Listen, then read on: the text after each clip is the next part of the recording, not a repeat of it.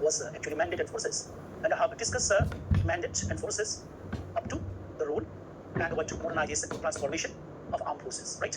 And I have dictated to. So to continue with this particular topic, as you could remember, the next very important part under mandate and forces, that is what CAPF, armed forces, we have discussed, right? With the transformation, modification, right? And this forces with the mandate, the next we have to discuss, that is called actually central forces, right? And then we have to discuss state forces. And UPPCS, look for state forces, we have to discuss separately. So come to the point, central forces. Under central forces, we have three important organizations. One, that is CAPF, Central Armed Police Force, right? And the second, we have paramilitary forces. And the third, we have Railway Protection Force, right? All such forces are responsible for internal security in particular, right?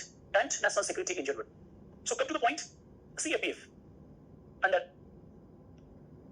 CAPF, nowadays, we have CAPF, right?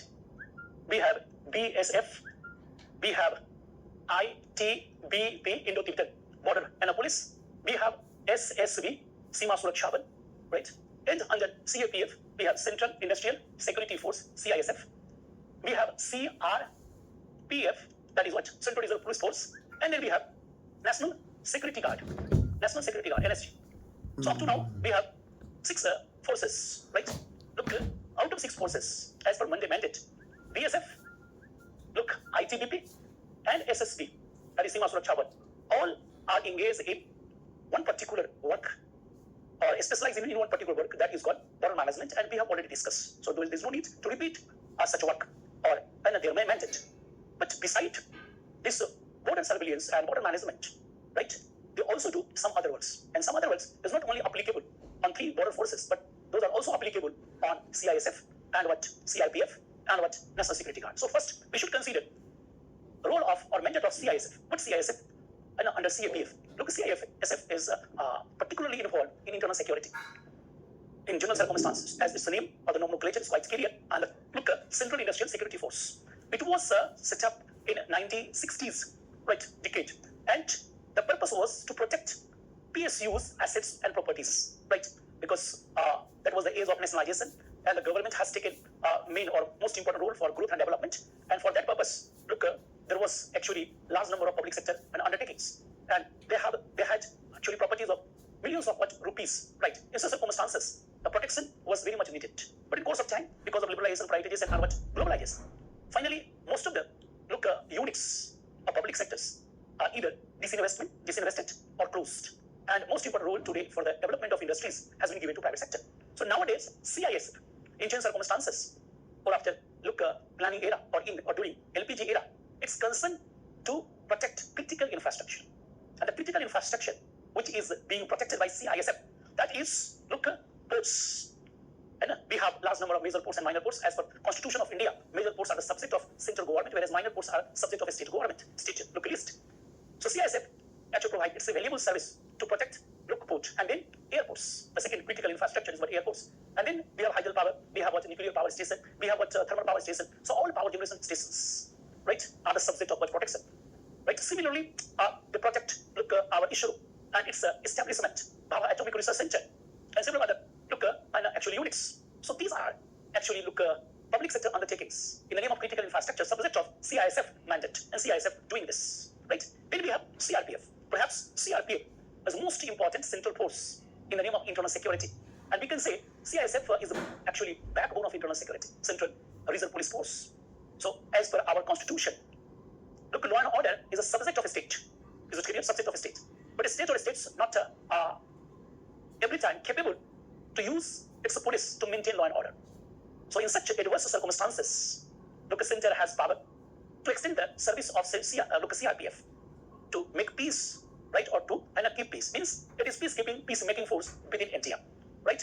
So CRPF is what's the backbone of internal security. A state like Odisha, Bihar, Jharkhand, West Bengal, Andhra Pradesh, Chhattisgarh, right, Telangana, wherein are under the effect of Naxalism, and Naxalism and Maoism cannot be alone. Controlled and commanded by state police, because they are moving from one state to another state and having very sophisticated weapons. So in such circumstances, CRPF has been deployed in that area, in such a sensitive area of Nexus. Two specific battalions of CRPF. One is called Cobra Force, the commando force of CRPF, and this force has been actually set up to take action against terrorists, including Nexus. So this has been deployed not only in northeastern states, but this has been deployed look in Bastar region or Dandakar region of actually eastern part of India.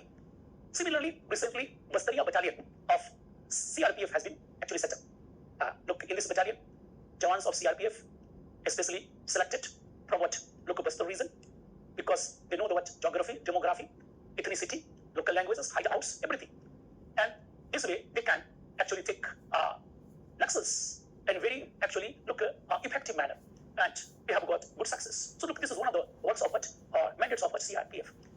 Look, beside this, anywhere, some other kind of law and order problem, right? In such case, CRPF is going to be deployed, right? Next very important thing is we have NSG, that is National Security Guard, which was set up in mid-1980s, but that was at the time to protect the VIP. But the government has changed its work. Now, NSG is anti-terrorist squad, specialized in operation against terrorists, particularly in Jammu and Kashmir, right? So this is the mandate of NSG. So this is a specialized work of all C and APF, units. Three, as I have told you, especially that is BSF, Border Security Force, Indo-Tibetan, Border Police, and SSB, specialized in border management, which we have already discussed. And CISF for critical infrastructure, and CRPF, that is backbone of internal security, right? And NSG is basically specialized unit to actually conduct a combat operation against terrorists, particularly in these days in Jammu and Kashmir. So look, these are the mandates of such forces in the name of CAPF, Central Armed Police Forces, right? Beside these work, all such unit of CAPF having training experience of disasters management, either natural disasters management, right, or man-made disasters management. Next very important point, such central forces can be deployed for free and fair election. So recently you have seen High Court of Kolkata High Court had given decision or has given decision of deployment of central forces, such forces, right, for free and fair local elections.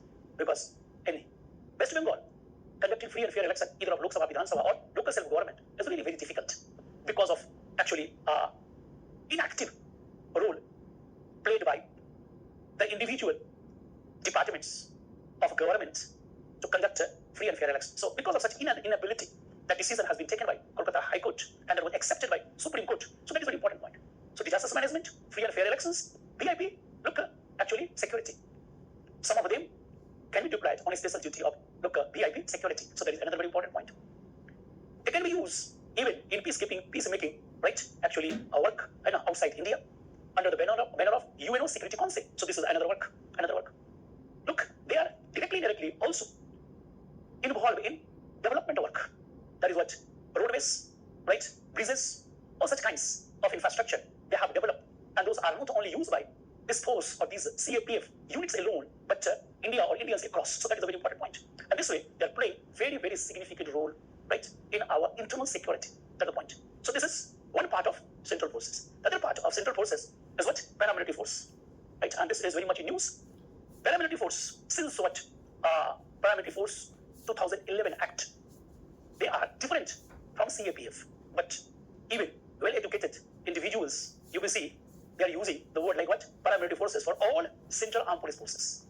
Because of the request of Army, demand of Army, government came with the Paramilitary Force Act 2011, and on the basis of that act, nowadays only 3 forces technically are paramilitary forces. Rest, central forces, are under CAPF, Central Armed Police Forces. So what is the difference in between paramilitary force and CAPF?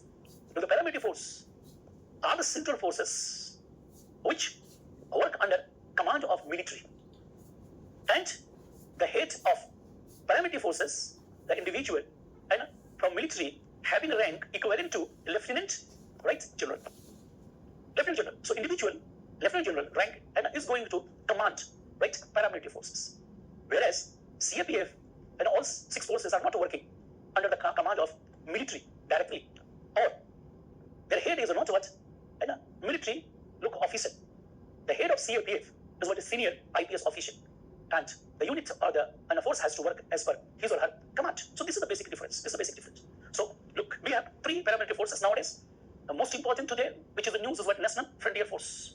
The National Frontier Force, right, is actually armed wing of RAW, Research and Analysis Wing, a secret agency of India, working outside India, collecting important informations secretly, then decode such information or process such information, and finally distribute such information to concerned agencies to protect the national security, right? So look, this is RAW, and RAW having one particular armed wing, and the armed wing of RAW having mandate to take action outside India against anti-Indian elements, right, secretly, right?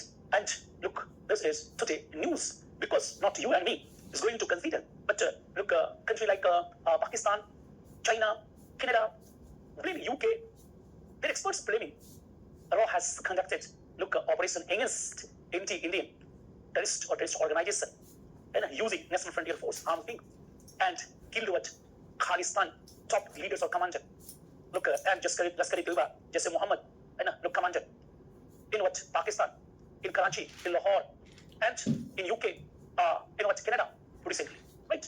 But you and me is not what actually quoting this. Look, this has been actually said by some state, non-state actors working outside India, right? So this is what, that's why National Frontier Force is the news. But whatever National Frontier Force had done or is being done is not what known to a common man. Just trace the anti-national elements outside India, trace them, track them, and then treat. And that is going on and will remain in future. So look, this is National Frontier Force. It's what head, and is, look, Army, one of the highest officer, ranked Lieutenant General, right? Under the command, National Frontier Force, and doing their national duty to protect India, right? The second paramilitary force we have, that we have already discussed, that is what Assam Rifle. Assam Rifle. And the third, Indian National Coast Guard, right? Indian National Coast Guard. The Indian National Coast Guard is working under the command of Navy. Its head is what? The individual, one of the highest officers of Navy. And his rank or her rank is just equivalent to Lieutenant General. Similarly, Assam Rifle is, look, commanded by, again, Army, and the individual head is what? Ranked Lieutenant General. This way, they are paramilitary forces. Last two paramilitary forces, we have discussed their mandate. They are involved in doing what? Look, actually, border management. And beside this, look, all such organizations are also involved in disaster management, right? And whatever the other work given by central government, that should be considered. So look, this is all about paramilitary forces and their mandate. And finally, we have a Railway Protection Force.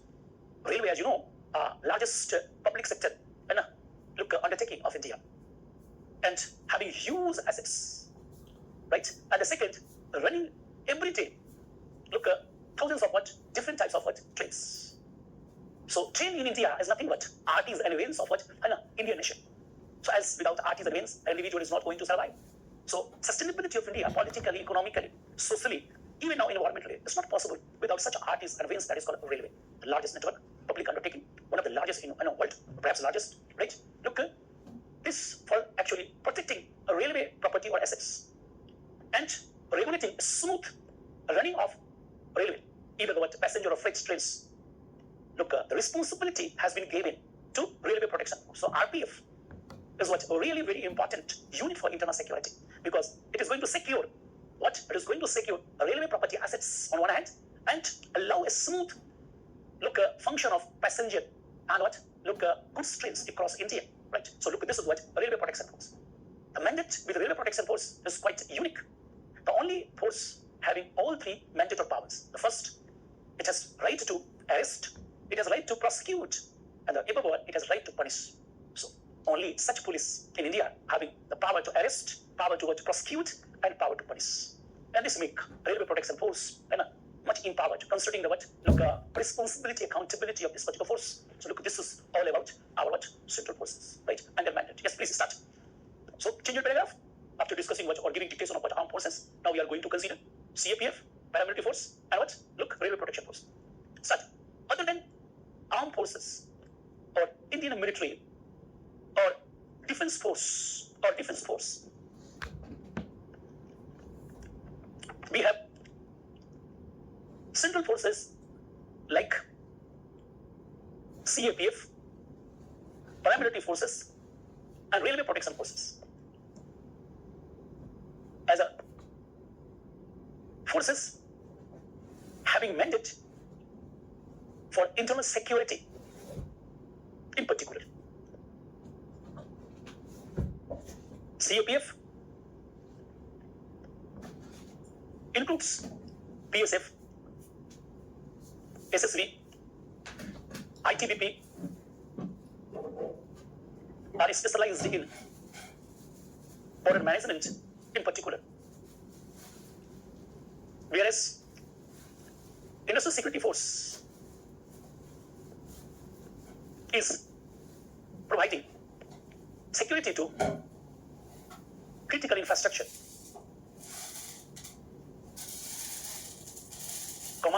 National Security Guard, NSG, it is specialized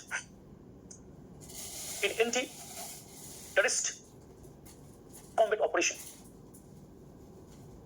whereas CRPF has mandate to give its service or services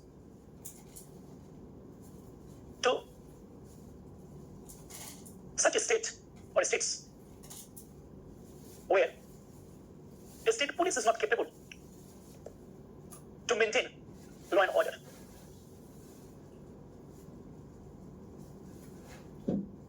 Commando force, so better to say, look, Bastaria Battalion and commando forces of CRPF are specialized to take action against terrorist insurgents, Naxals across India on one hand, and a battalion like Rapid Action Force of CRPF is trained to do mob management and raids. Besides these duties, all CAPF units can be used for disaster management, VIP security,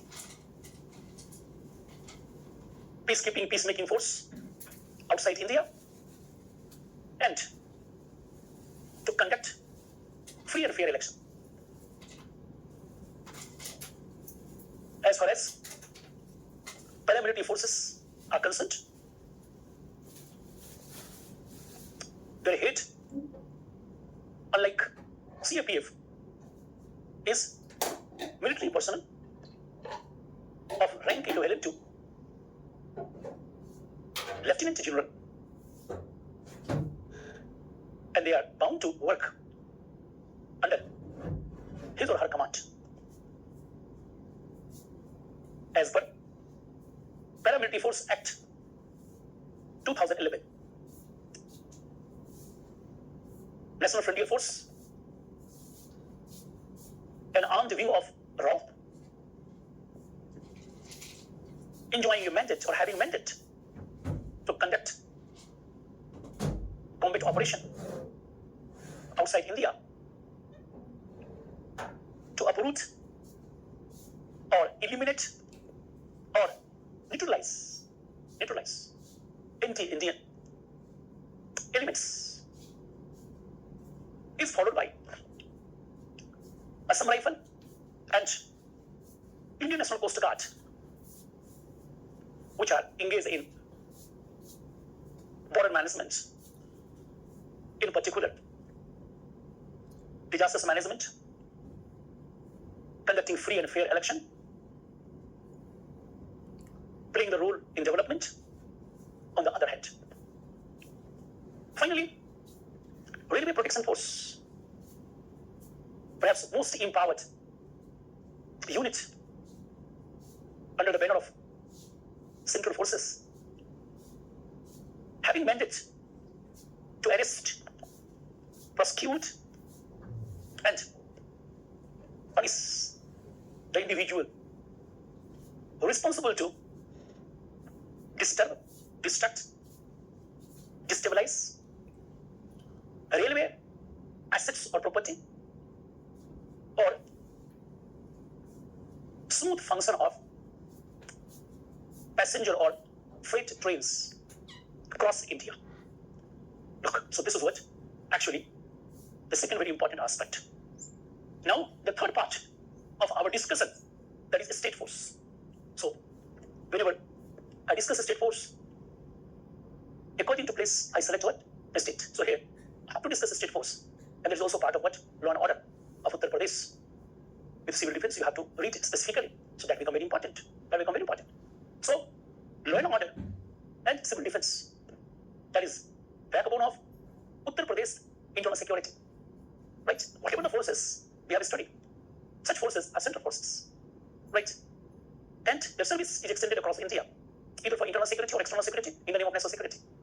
But each and every state, like Uttar Pradesh, having mandate to provide internal security, right, to people of Uttar Pradesh or people living inside administrative boundary of state like Uttar Pradesh. So that we have to discuss. And again, in internal security also, remember the definition, we have to protect, we have to defend, and we have to maintain life and property, institutions and values of people of Uttar Pradesh living within administrative boundary of Uttar Pradesh and in certain circumstances even across Uttar Pradesh. Right? So you need, first of all, what? A map, without which you couldn't understand. Look, this is UP, Uttar Pradesh. And as you know, as per our constitution, law and order, which you have to read, is a state subject. And to maintain, protect and defend law and order, right? Look, like other state, Uttar Pradesh having state police as a backbone of law and order. And this is going to assist by other units of internal security, right? That is what civil defense, right? Look, several other units of a state as well as what? Central government. So Uttar Pradesh is going to maintain, right, law and order, which is state subject, mainly by state police. Right? And the state police is backbone of internal security or law and order of Uttar Pradesh. That's a very important point. So, second very important component to maintain law and order of Uttar Pradesh is what? Civil defense, CD. Right? And third, which has been recently set up, that is called Anti-Narcotics Task Force. And in future, such type of forces will be constituted. And this particular force, Anti-Narcotic Task Force, is in what? Actual use. Several other agencies are also responsible. In case of abnormal circumstances, the law and order of Uttar Pradesh is also going to be acknowledged and addressed by what? Central agencies, which we have discussed already, not going to repeat. Right? So, central police, state police, civil defense, Anti-Narcotic Task Force. And as I have told you, this is very important for the examination. Right? UP has also constituted, like other state, National Task Force, right? And the central government has recently conducted All India Conference of an Anti-Narcotic Task Force, because drugs trafficking is really a very dangerous organized crime, right? So that's why an Anti-Narcotic Task Force has been constituted. So look, these three you have to discuss, right? And to maintain law and order, look, beside these agencies have what mandate by law. And the law, which is very important to be considered for maintaining law and order by various agencies, that is what? Look, IPC, Indian Penal Code, which what? 124A. And look, actually, section is very much in news, right? We're discussing current section. So, IPC. And within this, we have CRPC and we have CPC, Indian Penal Code, right? And then, look, this is going to be followed by around, look, this was in 1860 or 61. And this is going to be followed by CPC, that is what? Civil, and look, Code of what? Procedure of Law. That is what? Around 1920. And the third in 1969, that is what? CRPC, Criminal Code, right? So, IPC is very important. So, within that, we have to discuss both. And only those things we have to discuss, which is important for law and order. As a student of UPPCS general study, aspirant of what? General study, or UPPCS. Second, in Uttar Pradesh, we have what? Look, UP Control of Organized Crime Act. We call what? UP COCA. UP Organized Crime, or Control of Organized Crime, right? That is what? Look, Act. So, Control of Organized Crime Act, like Makopa of Maharashtra, this is also applicable to Delhi, and Gujuko of Gujarat. In Uttar Pradesh, this is the law, right?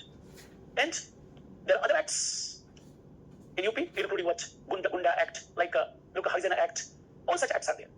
But with this particular setup, law and order are being maintained, protect and defend in these days and coming years and was in past in Uttar Pradesh. Look, this is the structure you have to consider, please. And certainly you are going to get at least 2 questions from this section. 2 questions. And if you are going to address 2 questions perfectly with map, diagram, graph, and certainly you will be the best student, right, among good students. So this is the competition among the best. So to be the best, you have to consider everything, right? So this is structure you have to consider, man. As a type of structure prevailing across India among different states. But here I have to consider UP specific, and that's why this is the word structure, right? So as I have told you, this is the most important, police. So police is responsible to maintain law and order. But unfortunately, police among various units of security is widely recognized, acknowledged, and accepted as biggest one, right, in maintaining, protecting, and defending security across India. Somewhere, police is much better, right, and somewhere worst. The best example, UP police is evolving among the best police, and across India. In spite of that, some limitations, weaknesses, and demerits are also traced time to time. And the worst police, which as per performance could have been acknowledged by various agencies, that is Bihar police, West Bengal police. Those police are largely acknowledged, right, weakest in what security. And that's why law and order problem in both of states, Bihar and what West Bengal, cannot be compared with the rest of the states of India. The worst and in between 2 states, right? There are weaknesses, limitations, and demerits in each and every state police, but these 2 police are weakest among all. So we have to actually focus on what? Actually state law and order, Uttar Pradesh law and order. So to maintain law and order, Uttar Pradesh policing has been divided into what? 8 ranges. Suppose this is what? 1 range, second is what? Second range. Look, this is 3rd range, this is 4th range, this is 5th range, this is what? 6th range, this is 7th range, and this is 8th range. So like other states, large states, look, Uttar Pradesh, being a very large state, has been divided into 8 police ranges. 8 police ranges. And whole police of a state is headed by DGP. That is what? Director General of Police. And senior most IPS most of the time, right? And under DGP, right, police, in the name of maintaining law and order, there what? Power has been decentralized by dividing Uttar Pradesh into 8 police range, right? Look, suppose this is what? A range 1. And each range is going to be divided into what? Look, 2, 3, right? Sorry, this is zone, not range, sorry. The first unit is what? Zone. The first unit is what? The largest unit is what? Zone. This is what? Zone. Then we have range.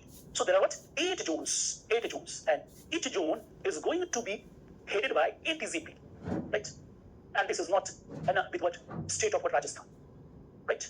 As in Uttar Pradesh and some other states, each zone is headed by a DGP, right? But this is not the case of what? Rajasthan. Because the state having power to develop its own setup. Police is a what? State subset. And the history of each and every state is quite different. And that's why there's a different model of police. And one of the best model evolving in India is what? UP model of police. Very effective for last few years. That is what I think 6 years. Very effective. And each zone is divided into 2, 3 what? And ranges. See, 2, 3 ranges. Look. R1, R2, R3.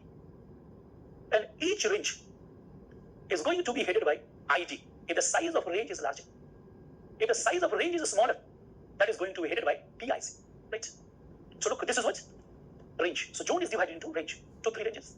And again, each range is going to divided into 3 or 4 districts, police districts.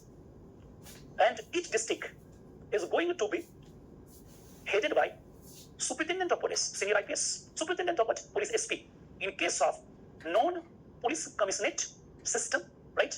If there is a police commissionerate system in the district, the head will be, look, Deputy Commissioner of Police. Deputy Commissioner of Police, that is for DCP. DCP. If the district is very sensitive, larger, there is provision of Senior Superintendent of Police, SSP. So in case of commissionerate system, DCP. In case of a non-commissionerate system, there will be SP and SSP. So look, this is the setup, right? Then what each district, suppose this is a district, is going to be divided into police subdivision, right? Or tehsil.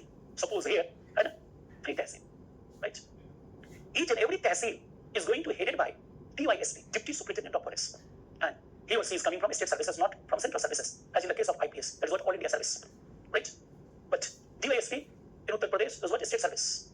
So each and every tehsil is going to be headed by DSP. If such district is not commissionate district, not enjoying commissionate system, if the district is enjoying commissionate system, then the head of the tehsil police would be a CP, Assistant Commissioner of Police. Right, this is the point.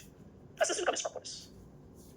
And suppose this is our tehsil, right? Each and every tehsil is going to be divided into certain number of thanas. Certain number of thanas, right?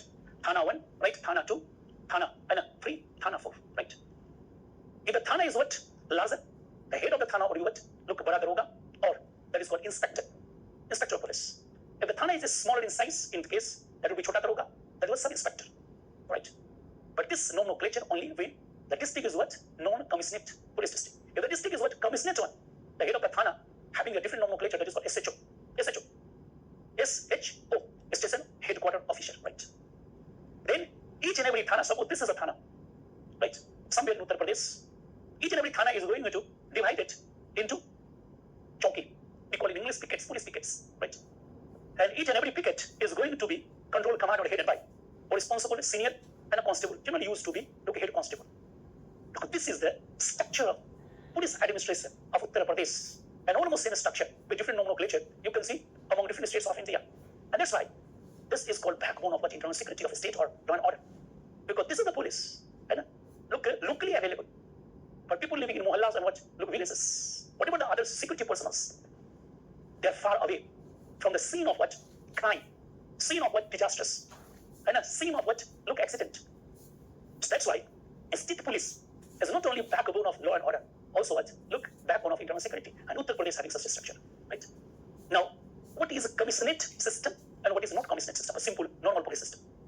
Look, commissionate system would have been created across India among different states, as well as in Uttar Pradesh, among sensitive districts where law and order is very difficult to be maintained, defend, and protect.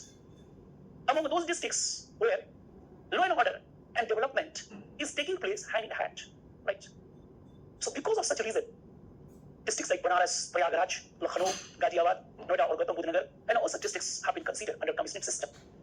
The commissionate system is what? That system where senior IPS official who is responsible to maintain law and order in that district and that particular territory, having also power of magistrate, like what? DM district magistrate, having power of magistrate, means he is not going to take order from district collector to open fire somewhere in case of insecurity against life, property, values, and institutions, right? And the second very important thing under IPC, and having power to maintain, regulate, control, CRPC, that is what 144. Section 144 with some other sections given by what state government make that IPS officer more empowered to maintain law and order effectively and maintain pace of growth and development. So with such powers or mandate, the police of a district or locality or territory enjoy commissionate system. And such power or powers are not with what? Superintendent of police or senior superintendent of police in normal district. Look, this is a basic difference. This is a basic difference.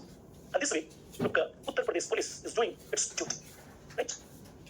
Beside what? Normal law and order, maintenance of normal law and order.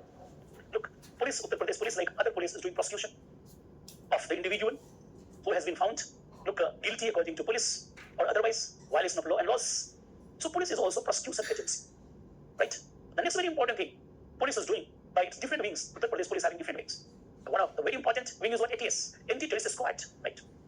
Uttar Pradesh police have what? Unit that is called Special Task Force. Special Task Force, STF, right? Special and a task operation. Several units. Anti-corruption action force, right? Economic offense ring. Anti-narcotics ring. Means several actually units under Uttar Pradesh police. Not only to look after or maintain simple law and order, but in adverse circumstances, they have different units. So look, that's the point. Uttar Pradesh is also hubs of what? Organized crime. So Uttar Pradesh police is also taking an account or considering the threat from organized crime and criminals. As you have seen recently in what? Prayagraj. All gangs have been uprooted, dismantled, destroyed, or eliminated. And that is only because of commitment of Uttar Pradesh police. under the leadership of what? State and a government, elected government. So the point is this. So take such individuals, right, seriously. There is what? UP Koka, Uttar Pradesh, right? Look, control of Organized Crime Act. Under this law or act, extortion, kidnapping, contract killing, grabbing land, grabbing assets of others, right? Doing conspiracy against the state, elected government or national government, look, drugs trafficking, look, all such human trafficking, all such have been considered by this act organized crime. And if anyone is going to be arrested under this act, in normal circumstances, he or she is not going to get bail, right? And there will be trial in a special court, and that will be very fast. The individual will get rigorous punishment, right? So look, this is what a very important Uttar Pradesh law, very specific law. Recently, Uttar Pradesh government has set up anti-narcotics task force as per guideline of Central Government Ministry of Home Affairs. And this is going to actually active at the level of production, distribution, and consumption of what? Local narcotics. And that unit is going to do its duty, right, as per Narcotics Psychotropics Prevention Act of Central Government, right? So that is a very important point. Now, civil defense, right? Very interesting. Then I will dictate. The civil defense, civil means common man. Common man life, common man property, common man what? Look, values, common man institutions are the subject of civil defense. So this concept evolved in India and outside India during world wars, successive world wars, right?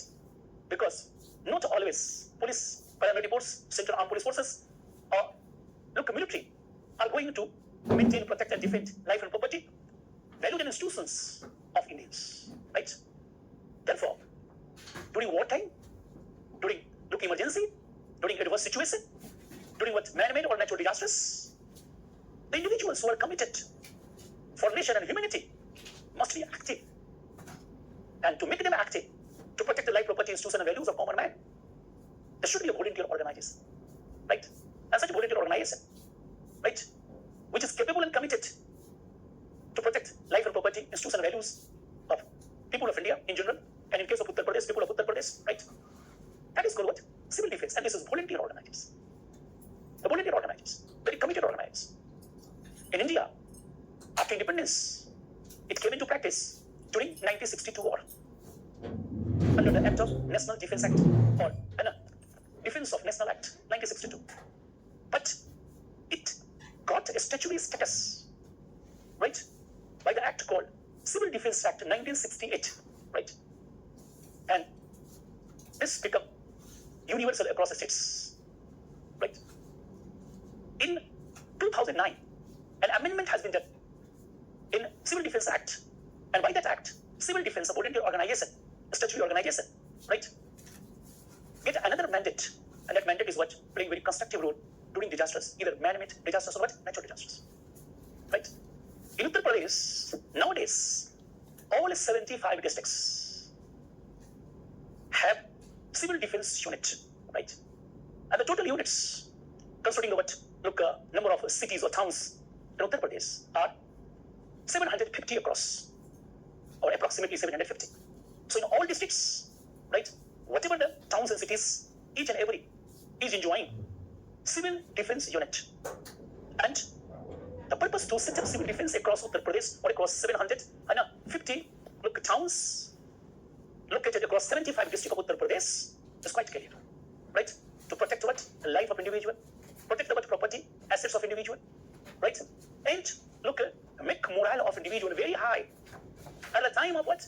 Look, war, aggression, disasters. Look, this is the prime work. Uttar Pradesh, being a state of Melas, Kumbh, Mahakumbh, or the Kumbh, right? Always enjoying a large scale gathering of particular place or places. And these things happening among all, right, districts at various places. Uttar Pradesh being flood prone area, drought prone area, sometimes even affected by cyclone, earthquake, in such circumstances. Protection of life, property, values and institution is not possible without such committed, right, organizers.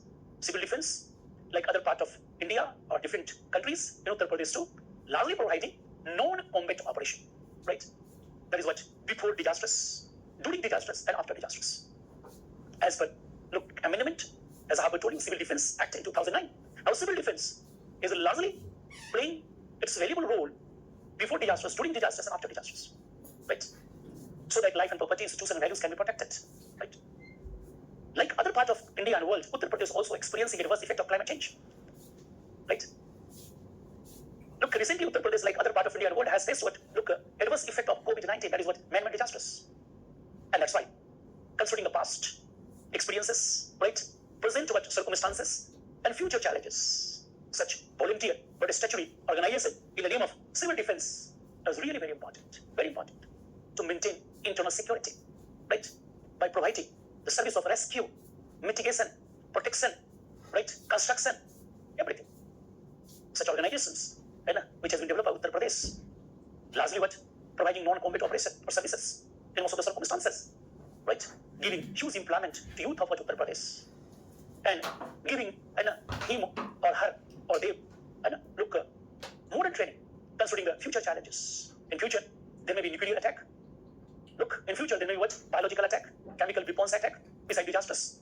So, considering such challenges, the civil defense personnel are trained by Uttar Pradesh under the guidance of Ministry of Home Affairs, right, of India. That's the point. And they also provide handsome or adequate salary so that civil defense personnel can live a respected life. In the coming days, their training is going to be modernized, more effective. They're going to get more tools, sophisticated and technology, going to be equipped with sophisticated technology, and they're going to get more facility.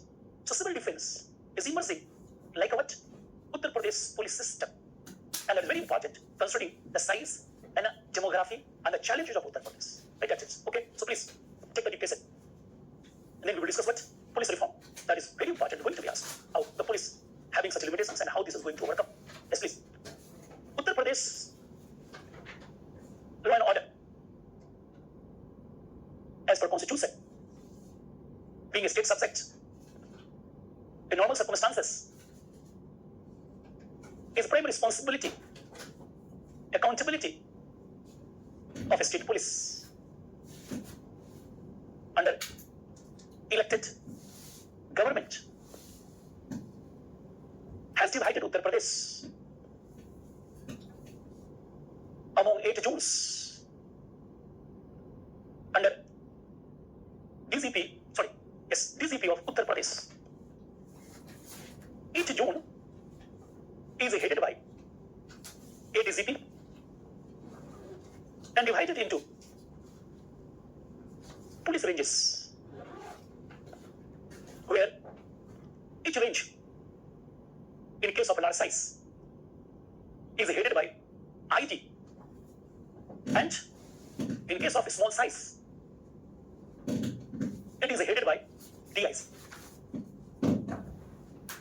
Again, each range has been divided into police districts of 2 different types. If there is a normal or non-commissionate police district, is headed by SP or SSP, and in case of commissionate police system, is headed by DCP or Deputy Commissioner of Police. In Uttar Pradesh, like other states of India, district or territory, administrative territory, which is characterized by complex situation of law and order and its association directly with other kind of development. It is subject of commissionate system, which is nothing but IPS gets the mandate or power of magistrate on one hand, and having mandate or power to regulate, control several other sections of CRPC, such as 144.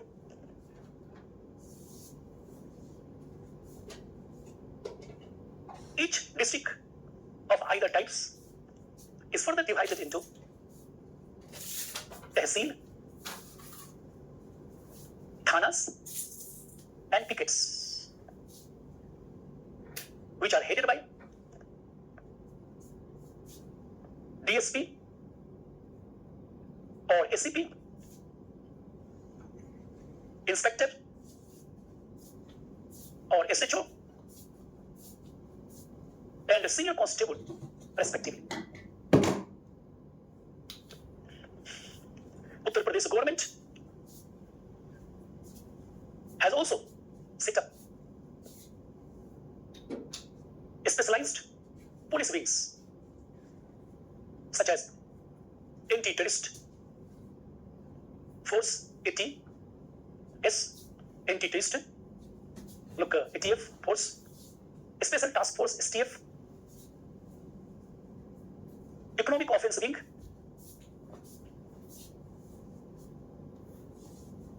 and Organized Crime Wings. For organized crime, UP has passed an act. It's called UP COCA, which has defined organized crime, and laws of arrest, prosecution have been met accordingly. In case of organized crime, under UP COCA, such as extortion, hawala, money laundering, drugs trafficking, human trafficking, kidnapping, contract killing, grabbing lands, swaps, assets or properties, agency having power to conduct raid, seize and freeze assets, demolish illegal structure, etc. Recently, Anti-Narcotics Task Force has been set up under the guideline of Ministry of Home Affairs of India, so that production, distribution, and consumption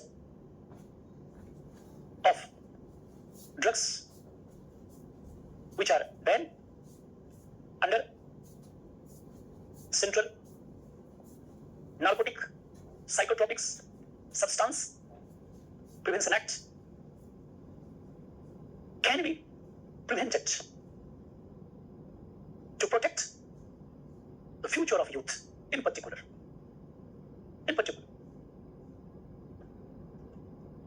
Finally, Uttar Pradesh has adopted and enacted the mechanism and concept of civil defense as a complementary, supplementary, effective, and productive tool of internal security, peace, prosperity, growth, and development, or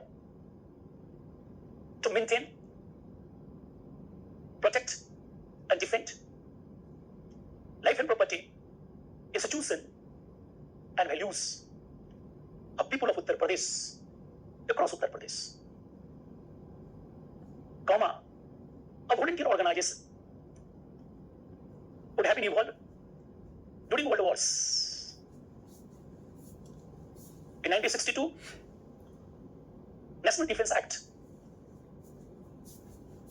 had allowed to develop civil defense, which has got statutory status across India by Civil Defense Act 1968,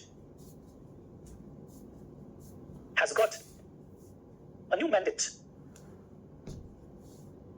by amendment in Civil Defense Act in 2009. That is its role to mitigate, protect, rescue life and property, values and institution before man-made or natural disasters, during disasters, and after disasters. As Uttar Pradesh government has announced in late 2022, civil defense is an integrated part of internal security and a subject to be set up among all 750 urban centers across all 75 districts of Uttar Pradesh, has provided huge opportunity of employment with handsome salaries,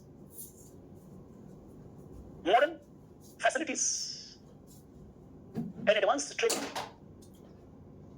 so that civil defense can be as effective, productive as Uttar Pradesh police is. Right. So this is what actually civil defense and, as I have told you, police, Uttar Pradesh police, law and order. But as I have told you, police being backbone of internal security and law and order of Uttar Pradesh, having a lot of demerits, drawbacks and limitations, like other state police. So, since 1978, police reform became a very important subject. Police Commission of 1978, followed by Review Committee of 1990s, Padnavaya Committee around 2018, then ARC second, Administrative Reforms Commission second.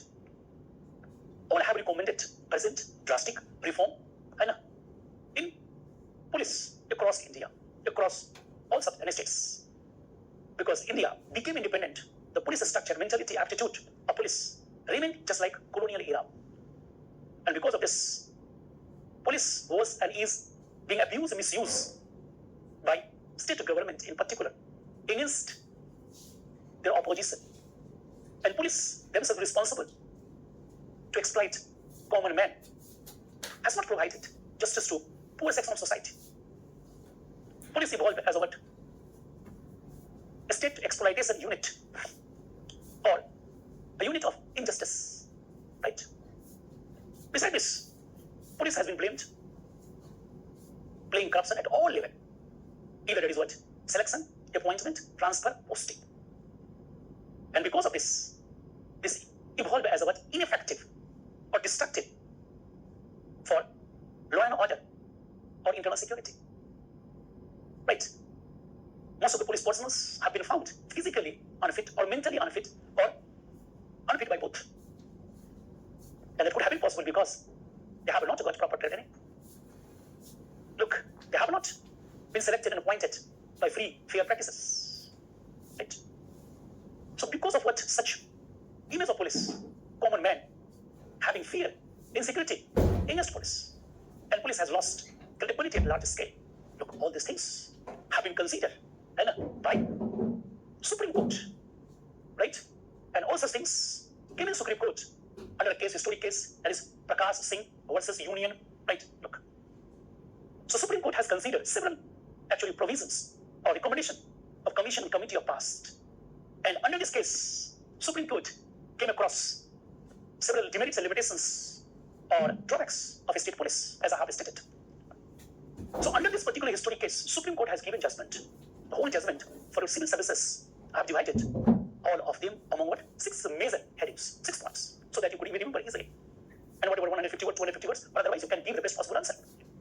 So the purpose of Supreme Court to give judgment is nothing but to make police as a backbone of internal security, as an instrument of social, economic, political justice, to secure life and property, institutions and values of common man.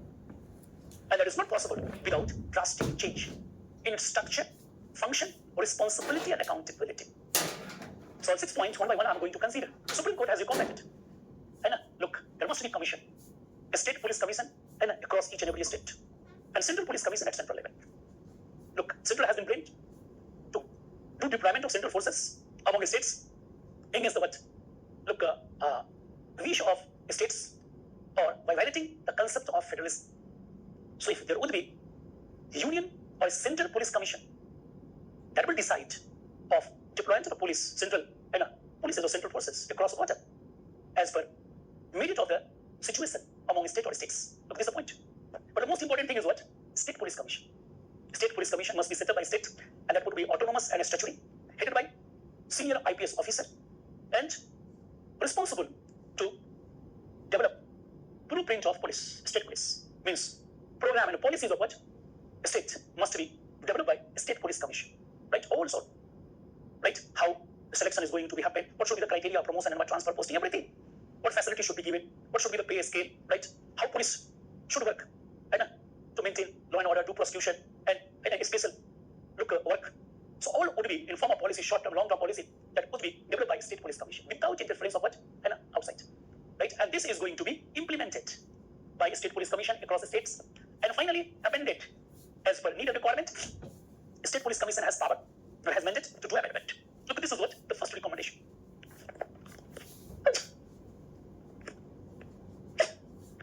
Sorry. The next very important recommendation, and after commission is vote, each state must set up an autonomous statutory state police board, and this board is going to do selection and provide the training, appointment, transfer, posting, and promotion without any interference, free and fair. And the third recommendation is what? Authority. At a state level, there must be complaint, state complaint authority, and at each and every district, there must be district complaint authority. Any individual, either offline, online, right, can do complaint against any police officers, and highest or lowest, right, and his or her name is going to be secret, and complaint is going to address within shortest possible time.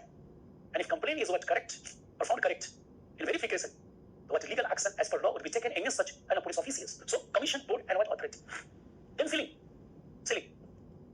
In normal circumstances, a police officer cannot be transferred within 2 years. Transfer can be considered only after completion of 2 years, right? Not before 2 years, right? In normal circumstances. So there's a 2 year silly and transfer. Then next is what? Appointment of DGP, Director General of Police, head of the state police, will be done by UPSC panel, not a state government. UPSC panel. Out of the 3 names recommended by a state government of senior most IPS, on the basis of criteria such as tenure left to serve a state, right? That should be adequate, not very short, followed by experience and performance. This way, the DGP can play a free and fair law. And the last but not least is what? Separation of power. Each Thana must enjoy 2 different types of police. One police for maintaining law and order, and the second group of police must be involved in prosecution. This way, the police is going to get a specialization in time and space. Look, 6 actually important. If this is going to happen, the best young individual across caste, community, region, religion is going to be selected by free means of what? Competition across the state, right? And he or she is going to get best possible what? Training and get appointment, transfer, posting, right? Not going to be under what? Look, pressure. He or she must be physically, mentally fit, well trained, right? And will get handsome salary with other facilities as police commission, state police commission, and has recommended and has made a policy. So all demerits and limitations and drawbacks are going to overcome if all such 6 recommendations is going to be implemented. As far as the Uttar Pradesh government